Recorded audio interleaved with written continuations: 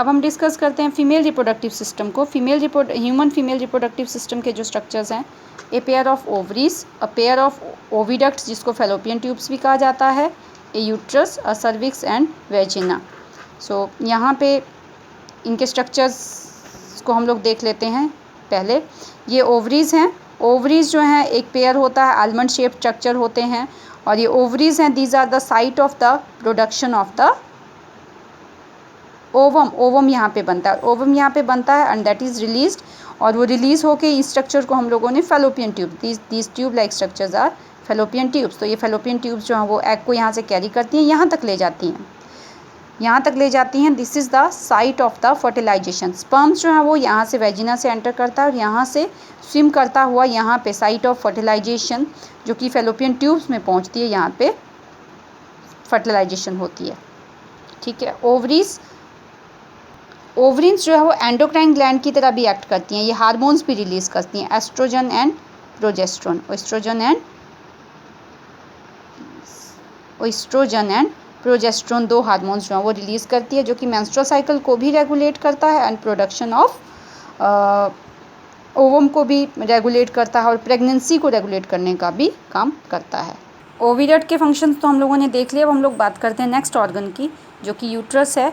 Uterus को हम लोग बॉम्ब भी कह देते हैं, और ये एक पियर शेप ऑर्गन होता है जहाँ पे एम्ब्रियो डेवलपमेंट होती है। आफ्टर फर्टिलाइजेशन जो होती है फैलोपियन ट्यूब से, वहाँ पे से जो जाइगोट है वो मूव करता है, मूव करके यूट्रस में आता है, और यूट्रस में आने के बाद वो अटैच हो जाता है यूट्रस के साथ through tissue which is known as placenta.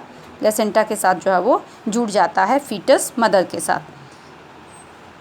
Menstrual cycle में जो साइक्लिक चेंजेस होते हैं वो भी यूट्रस वॉल में ही होते हैं, नेक्स्ट सर्विक्स के एक कनेक्शन है जो कि जो वेजिना है उसको यूट्रस से जोड़ने का काम करता है, और यहाँ पे एक प्लग भी बनता है जो कि प्रेगनेंसी के दौरान फीटस को बाहर निकलने से रोकता है, उसको यूट्रस के अंदर ही रखता है।